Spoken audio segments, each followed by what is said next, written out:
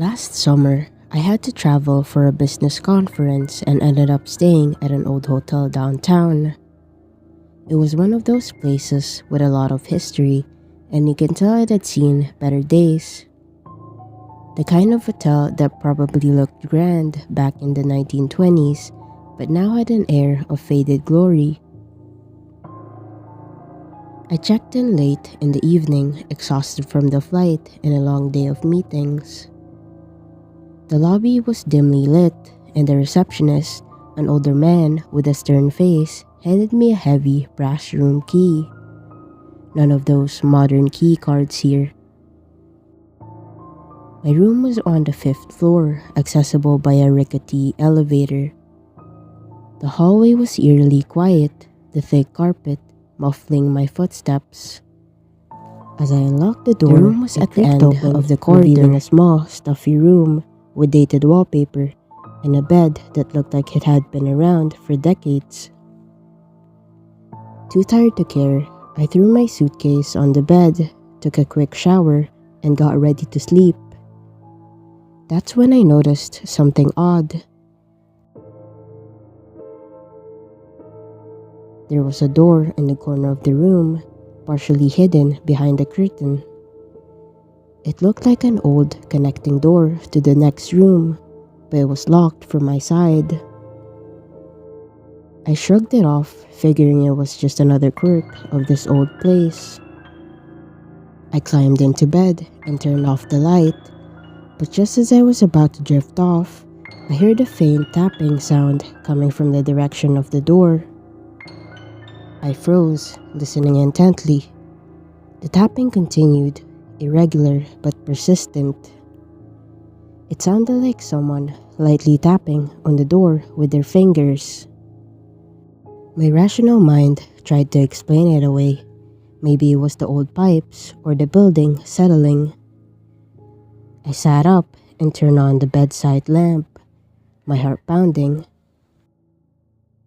The tapping stopped.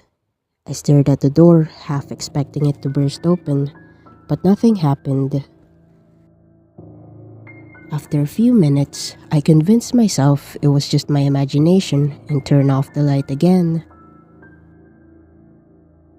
This time, the tapping was louder. I got out of bed and approached the door, every step feeling like a mile. I put my ear against the wood and listened. The tapping stopped again, replaced by an eerie silence. Then, just as I was about to pull away, I heard a whisper. I stumbled back, my blood running cold. This was no trick of the mind. Someone was on the other side of that door. I grabbed my phone and called the front desk, whispering frantically about what was happening. The receptionist picked up on the third ring and assured me that there shouldn't be anyone on the room next to mine. It had been out of service for months. My heart sank. I insisted that I could hear someone tapping and whispering, and begged them to send someone up. They agreed, though reluctantly, and I hung up, standing there, staring at the door, waiting. The tapping resumed, faster this time, more insistent.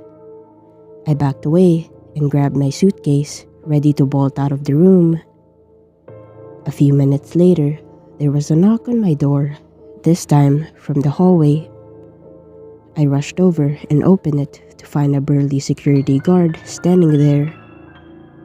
I explained what had happened and he nodded, looking skeptical but professional. He tried the handle of the connecting door, but it was locked, just as I had said.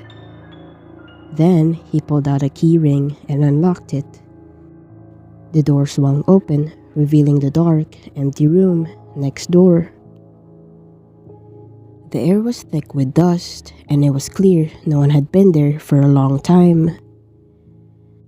Seeing nothing out of the ordinary, the guard suggested that old buildings like this often make a lot of noises, but if I wanted, they can move me to another room. Not wanting to spend another minute in that room, I packed up my things and followed him down to the lobby, where the receptionist gave me a new key without a word. The rest of the night was uneventful, but I couldn't shake the feeling that something was off about that room. The next morning, I checked out and decided to find a new hotel for the remainder of my stay. Even now, I can't explain what happened. Maybe it was just the creaks and groans of the old building. Or maybe, just maybe, there was something or someone trapped in that forgotten room, desperate to be let out.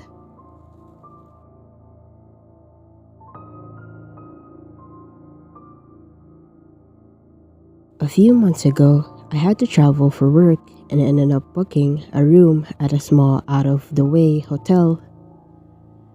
It was one of those places that looked decent enough online, but felt a bit run down in person.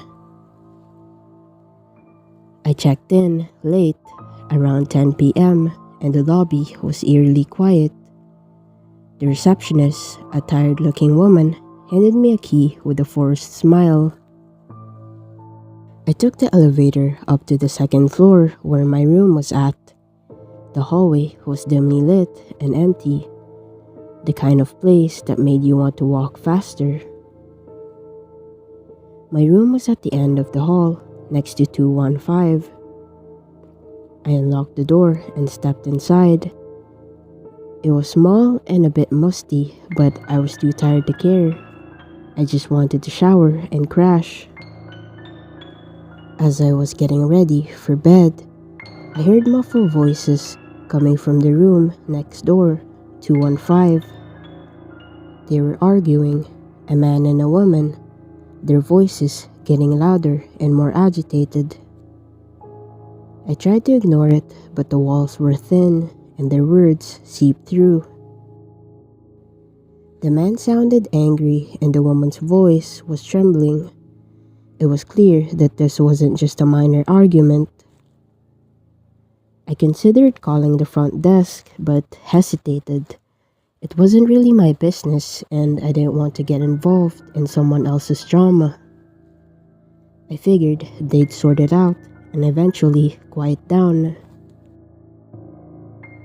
But the shouting continued, escalating into full-blown screaming. I could hear things being thrown around, crashing against the walls. My heart was pounding now, and I knew I couldn't just ignore it. I picked up the phone and dialed the front desk, explaining the situation and urging them to send someone to check on it. The receptionist promised to send security up right away. I hung up and paced around my room, feeling helpless. The noise next door grew even more intense, and I could hear the woman's sobs and the man's angry shouts. I was about to call the police myself when everything suddenly went silent. The abrupt silence was even more unsettling. I pressed my ear against the wall, straining to hear anything. A few minutes later, there was a knock on my door. I opened it to find a burly security guard and the receptionist. I quickly explained what had been happening and pointed them to room 215. The guard nodded and knocked on the door, announcing himself as security and demanding they open up. There was no response. He knocked again, harder this time, then pulled out a master key and unlocked the door. As it swung open, I caught a glimpse of the room. It was a mess, with furniture overturned and a broken glass on the floor. The guard stepped inside, his flashlight cutting through the darkness. Then I heard it, a low gurgling sound. The guard cursed and rushed further into the room. The receptionist stayed in the doorway, her face pale. I couldn't see much, but I could tell something terrible had happened. A few minutes later, the police arrived. They asked me some questions, took my statement, and then escorted me to a different room on another floor. I barely slept that night, my mind racing with what I had heard and seen.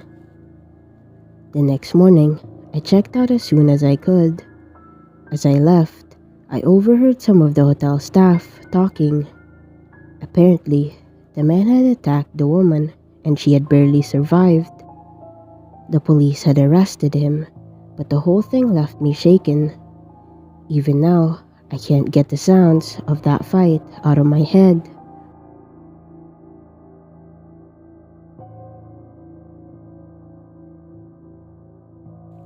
Last winter, I had to attend a conference in a city I wasn't familiar with. I booked a room at a budget hotel not too far from the venue. It looked fine in the photos, nothing special, but clean and affordable. When I got there, the place looked a bit shabbier than I expected, but I was too tired to care. The lobby was empty except for the clerk and a bored-looking guy who barely glanced up as he handed me my key. My room was on the third floor, down a long, poorly lit hallway. The carpet was threadbare and the walls were scuffed. I had a bad feeling about the place, but I shrugged it off. I got to my room, locked the door, and flopped onto the bed. It was lumpy and the blankets smelled faintly of bleach, but it was warm and I was exhausted. I drifted off to sleep immediately. Sometime in the middle of the night, I woke up to a strange sound. It was faint at first, like a scratching noise, but it quickly grew louder and more insistent. It was coming from the window. My heart started pounding as I lay there, trying to figure out what was going on. I sat up and listened closely. The sound was definitely coming from the window, like someone or something was trying to get in. I gathered up my courage and walked over to the window. My hand shook as I pulled back the curtain. To my horror, I saw a man standing on a fire escape, trying to pry open the window. He looked scuffy, with wild eyes and crazed expression.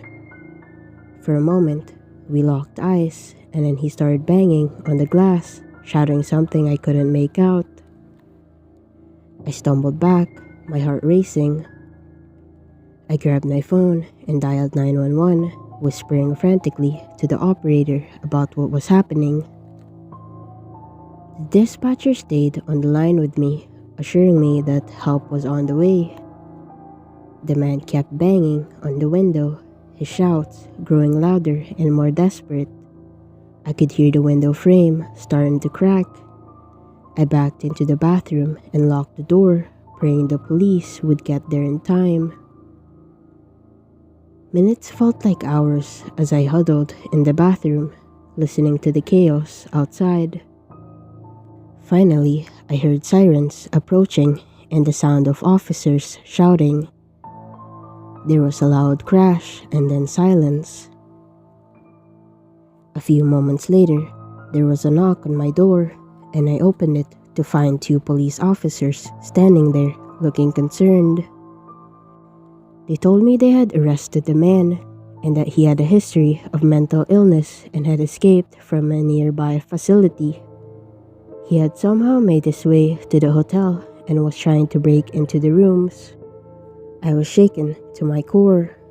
The officers stayed with me while I gathered my things, and they escorted me to another hotel where I spent the rest of the night, though I hardly slept.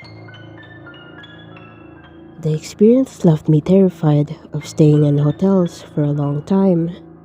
Even now, I always check the locks and the windows twice before I can even think about falling asleep.